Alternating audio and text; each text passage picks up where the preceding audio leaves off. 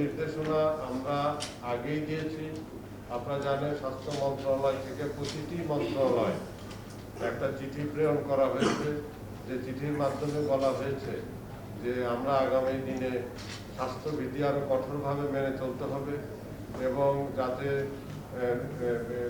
সেবা পেতে হলে মাস্ক পরতে হবে। এই একটা স্লোগান আমরা দিচ্ছি, নো মাস্ক নো সার্ভিস, এই কথাটি বলে আসছি এবং আমরা আহ্বান করব জনগণ যাতে এটা মানে। আমি দেখছি যে একটু বেখেয়ালিভাবে আমরা চলছি। আমরা আগামীতে এই স্বাস্থ্যবিধিগুলো মেনে চলব, যার মাধ্যমে আমাদের সংক্রমণ ও মৃত্যুর হার আশা করি কম থাকবে। এটি আমাদের বার্তা এবং আপনি যে প্রশ্ন করেছেন এইটার মাধ্যমেই আমি মনে করি যে আপনি উত্তর পেয়ে গেছেন। ধন্যবাদ।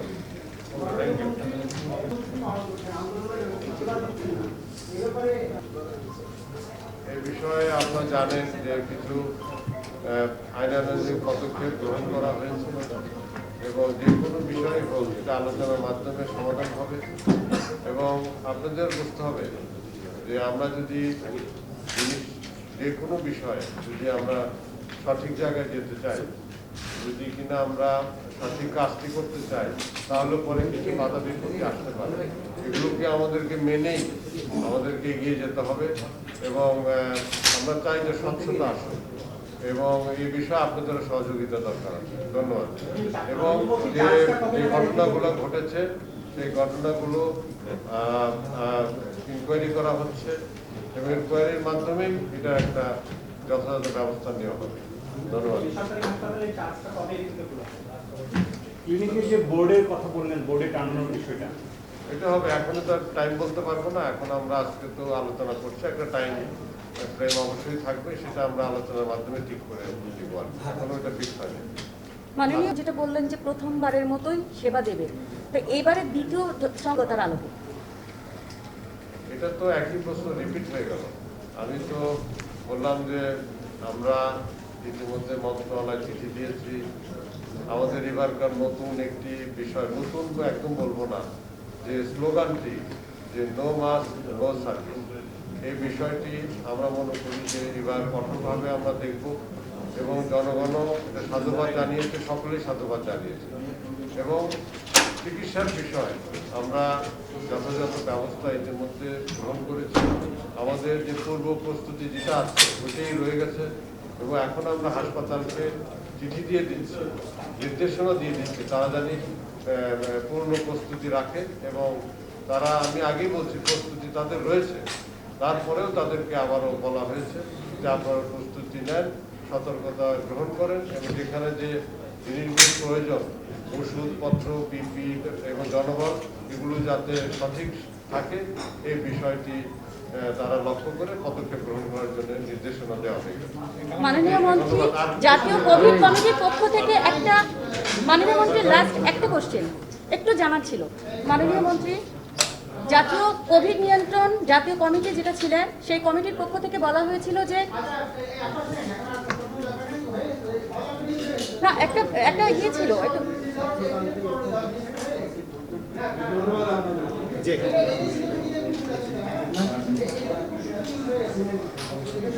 এটা এই টাকা কি তুমি আরো জেলা পর্যায়ে অক্সিজেন সাপ্লাই আইসিইউগুলোতে সেই বিষয়টা তদারকির জন্য বলা হয়েছিল এবং আমি একটু শুনি এবং হাই ফ্লো নাজাল ক্যানুলা যেটা দিতে হবে সেইগুলো কতটুকু স্থাপন করছেন কিনা পরিচালক দিবে।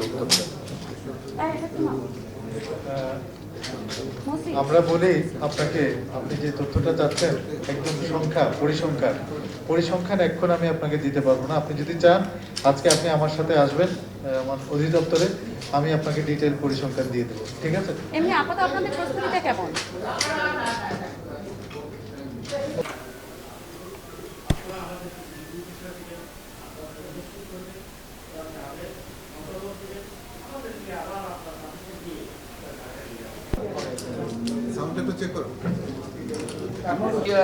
ভাইকে বলছি, দয়া করে আপনারা একটু যদি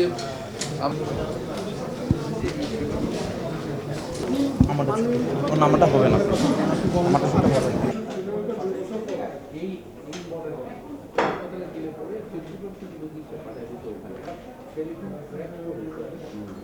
দেখো এটা সিআরপিসিতে আছে যে একটা তদন্ত তারা নিতে বলছে। আমি এসপিকে বলছি, হারুন যে তোমরা ফাইনাল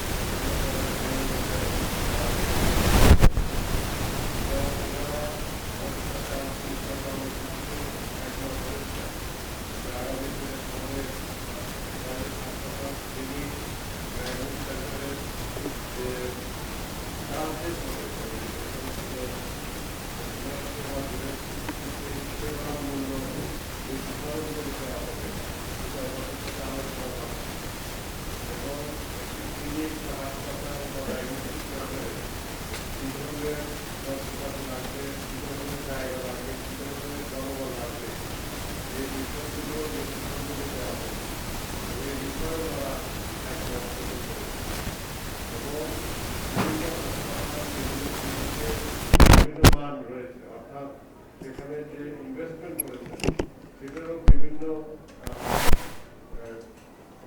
টাকা ইনভলভমেন্ট আছে।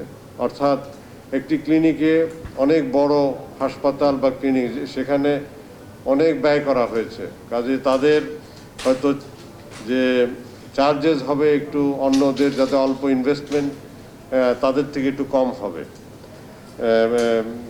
কাজে এই বিষয়গুলো আমরা আলোচনা করেছি যে ক্যাটাগরিও নির্ধারণ করে দেওয়া হবে, সেটা ওনারা রাজি আছেন। চার্জেসগুলো নির্ধারণ করে দেওয়া হবে এবং ডিসপ্লে করবে যে এই ক্লিনিকে, এই হাসপাতালে বা ডায়াগনস্টিক সেন্টারে এই ধরনের সেবা দেওয়া হয় এবং সেই সেবার মূল্য এটাও ওনারা একটা বোর্ডের মধ্যে দিয়ে দিবে, যেটা সরকারি হাসপাতালে রয়েছেন। ওনারা আরেকটা দাবি করেছেন যে যাতে হাসপাতাল থেকে যে বর্জ্য সৃষ্টি হয়, ক্লিনিক থেকে যেটা সৃষ্টি হয়, সেগুলোর একটা ট্রিটমেন্ট করার জন্য সেন্ট্রাল ট্রিটমেন্টের একটা ব্যবস্থা। এই বিষয়ে আমরা দেখব যে কিভাবে আমরা সাহায্য করতে পারি। এই সকল কর্মকাণ্ডটাই আজকের এই আলোচনার বিষয়টাই হলো কিভাবে আমরা এই ক্লিনিক হাসপাতালের মান উন্নয়ন করতে পারি এবং জনগণ যাতে কিনা সঠিক সেবা পায়, জনগণ যাতে প্রতারিত না হয়, জনগণ যাতে সঠিক মূল্যে তাদের চিকিৎসাটা পায় এবং তারা যেন পরীক্ষা নিরীক্ষা সঠিক মূল্য করতে পারে, এই লক্ষ্যে আজকের এই সভা। আমরা মনে করি এই সভায় ওনারা সুন্দর আলোচনা করেছেন। আমরা একটা কমিটি ফর্ম করে দিব, যে কমিটি আস্তে আস্তে এই সমস্ত কাজগুলো ওনাদেরকে নিয়ে একটা সুন্দর একটি সমাধান দিবে, যার মাধ্যমে দেশবাসী উপকৃত হবে, কারো কোনো ক্ষতির সম্মুখীন হবে না আগামীতে, এবং মানুষের জানি সঠিক মূল্যে সেবা পাবে এবং যে টেস্টটা হবে টেস্টটাও সঠিক হবে। এই বিষয়গুলো আগামীতে আমরা নিশ্চিত করতে চাই।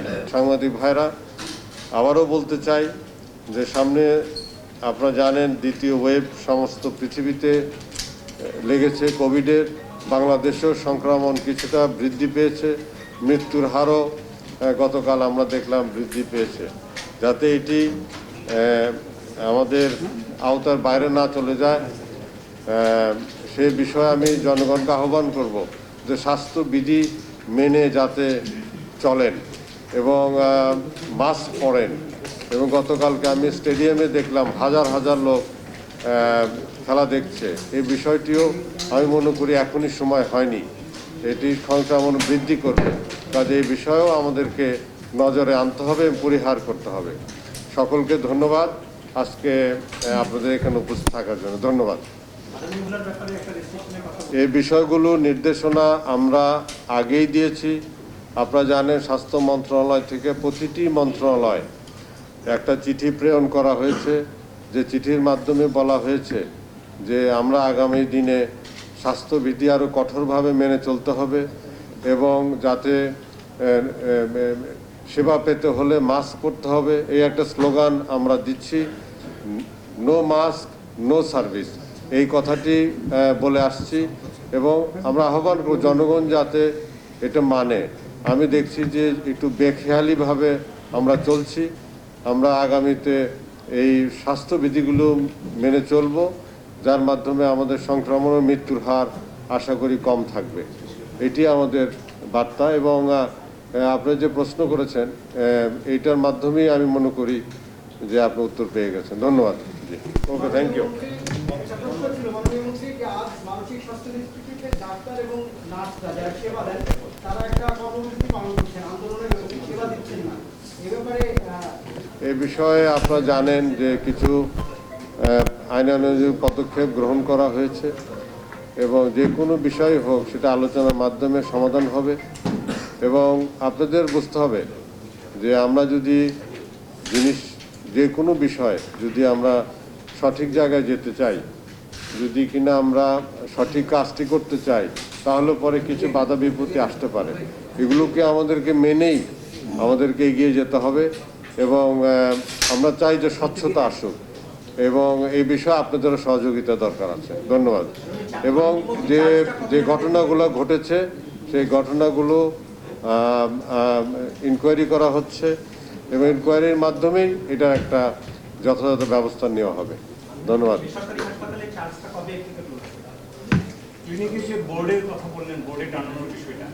পারবো না এখন, আমরা আজকে তো আলোচনা করছি, একটা টাইম ফ্রেম অবশ্যই থাকবে, সেটা আমরা আলোচনার মাধ্যমে ঠিক করে নিব। আর এখনো এটা ফিক্স হয়নি, আজকে তো এটা আলোচনা করতেছি আর কি। মাননীয় মন্ত্রী, করোনা সাইন ওয়েভকে ঘিরে হাসপাতালগুলো আপনি যেটা বললেন যে প্রথমবারের মতোই সেবা দেবে, তো এবারে দ্বিতীয় সংক্রমণের ঢেউটা আমরা ঠেকানোর জন্য স্পেশালি কোনো, এটা তো একই প্রশ্ন রিপিট হয়ে গেল। আমি তো বললাম যে আমরা ইতিমধ্যে মন্ত্রণালয় চিঠি দিয়েছি। আমাদের এবারকার নতুন একটি বিষয়, নতুন একদম বলবো না, যে স্লোগানটি যে নো মাস্ক নো সার্ভিস, এই বিষয়টি আমরা মনে করি যে এবার কঠোরভাবে আমরা দেখব এবং জনগণও এটা সাধুবাদ জানিয়েছে, সকলেই সাধুবাদ জানিয়েছে। এবং চিকিৎসার বিষয় আমরা যথাযথ ব্যবস্থা ইতিমধ্যে গ্রহণ করেছি। আমাদের যে পূর্ব প্রস্তুতি যেটা আছে ওইটাই রয়ে গেছে এবং এখন আমরা হাসপাতালকে চিঠি দিয়ে দিচ্ছি, নির্দেশনা দিয়ে দিচ্ছি, তারা জানি পূর্ণ প্রস্তুতি রাখে এবং তারা, আমি আগেই বলছি, প্রস্তুতি তাদের রয়েছে। তারপরেও তাদেরকে আবারও বলা হয়েছে যে আপনারা প্রস্তুতি নেন, সতর্কতা গ্রহণ করেন এবং যেখানে যে জিনিসগুলি প্রয়োজন, ওষুধপত্র, পিপি এবং জনবল, এগুলো যাতে সঠিক থাকে এই বিষয়টি তারা লক্ষ্য করে পদক্ষেপ গ্রহণ করার জন্য নির্দেশনা দেওয়া হয়ে গেছে। জি, ধন্যবাদ। আর প্রশ্ন নেব না, আর ওকে। না একটা ইয়ে ছিল,